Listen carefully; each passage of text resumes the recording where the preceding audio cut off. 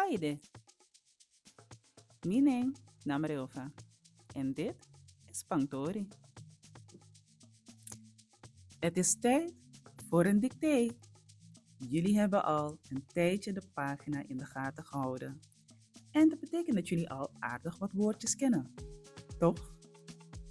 Oké dan. Pak een schrift, pak een notitieboek, een pen en laten we eens beginnen. Contest a konisa abi. Ik zeg de zinnen in het Nederlands. En jullie gaan de zinnen in het Surinaams opschrijven.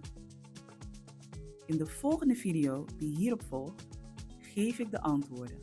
En dan kan je controleren of je het goed hebt gedaan. Zullen we beginnen?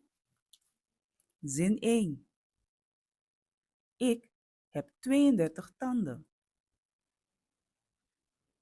Zin 2. Heb je geen andere mes?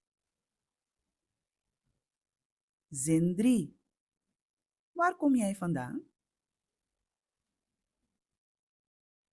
En zin 4. Mijn moeder zet mascara voor haar wimper.